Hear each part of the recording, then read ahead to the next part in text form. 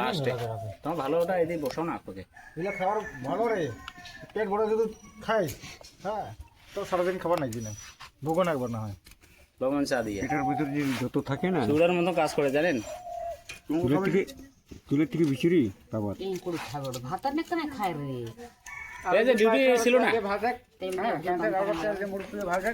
আর কিছু ভালো হ্যাঁ বিয়াই তা কি ক্যাং করি কি করবেন কও তো শুনো হ্যাঁ ক্যাং কি এটা করবেন উষাবে এটা পড়া উঠাবে, উঠাই আনে পানি নিগাবে, পানি খাবে সারা রাত, তারপরে সকালে আরো আসি আনে আর ধবে উঠাই আনে, তারপরে খাওয়া খাবে।